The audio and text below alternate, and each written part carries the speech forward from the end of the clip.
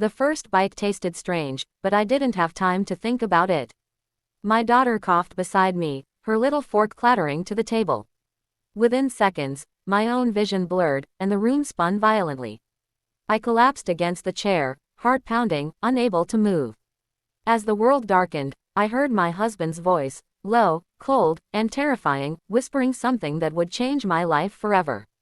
It hadn't always been like this. When I first met Daniel, he was charming, attentive, and gentle. He brought me flowers just because, listened when I spoke, and dreamed with me about the family we would build. I believed I had found a man who valued love above all else.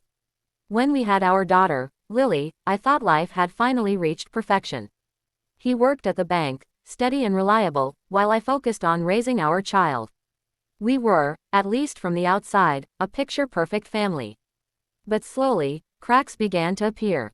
Daniel grew distant, his temper sharper, his silences heavier. He stopped eating with us, claiming he was too tired. His eyes darted nervously whenever I asked simple questions, like where he had been or why he came home so late. At first, I excused it as stress. But the nights he didn't return at all, and the smell of perfume clinging to his shirts, told me otherwise. Still, I stayed, for Lily's sake, for the dream I had clung to since I first said, I do. The night it happened started like any other. Daniel surprised me by coming home early, carrying groceries. All cooked tonight, he said with a forced smile that didn't quite reach his eyes. I remember feeling a flicker of hope.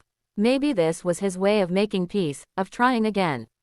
I watched him move around the kitchen, his hands oddly precise, almost rehearsed. Lily giggled, tugging at my sleeve, whispering, "Daddy is being funny." I wanted so badly to believe him. Dinner looked perfect. The plates were neatly arranged, the food steaming and fragrant. I took a bite to show Lily it was safe. She followed. Within seconds, both of us felt our throats tighten. My chest burned. My limbs grew heavy. Panic flashed in Lily's eyes as she reached for me, whispering, "Mommy." Before slumping sideways, I tried to stand, to call for help, but my body betrayed me. And then came his whisper. Daniel leaned close to my ear, his breath cold. "This is the only way," he murmured. "I can't live like this anymore. I need to be free." Horror ripped through me. He hadn't just grown distant, he had planned this. I fought to stay conscious, my love for Lily igniting a strength I didn't know I still had. Summoning every ounce of willpower, I managed to knock my glass of water onto the floor, shattering it loudly. My neighbors, who knew Lily and often heard her laughter through the walls, had grown suspicious of Daniel's recent behavior. By sheer grace, one of them was walking past and heard the crash. I don't remember much after that, only flashes of paramedics rushing in, the oxygen mask pressed to my face, Lily's small hand limp in mine. We were rushed to the hospital. The doctors later told me it was poison, cleverly masked in our food, but given in a small enough dose that, with quick treatment, we survived. If not for the shattered glass and the neighbor's call, neither of us would have made it. Daniel was arrested the same night.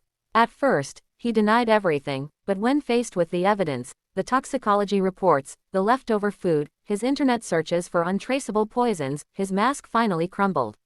His whispered confession had been true. He wanted to start over, to escape the burden of family life, and he thought eliminating us was the only way. The weeks after were some of the darkest of my life.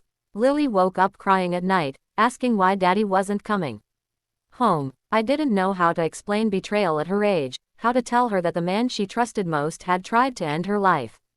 I carried my own guilt too, guilt for not seeing the signs sooner, for staying in a marriage that had rotted long before that night. But pain has a way of planting seeds of strength. Slowly, I rebuilt. I moved us to a new town, away from the whispers and pitying glances. I found work at a community center, where Lily was surrounded by warmth and support. Therapy helped us piece our hearts back together, one session at a time. Lily began to laugh again, her resilience shining brighter than I could have ever imagined. And me, I learned the most powerful lesson of all, that survival isn't just about breathing, it's about choosing to rise again after being crushed. I had spent so many years defining myself as Daniel's wife that I forgot who I was on my own. Now, I was more than just a survivor. I was a mother, a protector, a woman who had faced death and chosen life. Years later, when Lily asked me what happened to Daddy, I told her the truth, but gently. He made choices that hurt us, I said, but we are stronger because we survived them.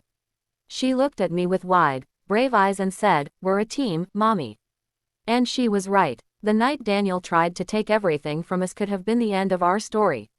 Instead, it became the beginning of a new one. One built not on betrayal, but on resilience. Not on fear, but on love. If there's one message I want to leave behind, it's this: sometimes the people closest to us can hurt us the most, but that does not define our worth.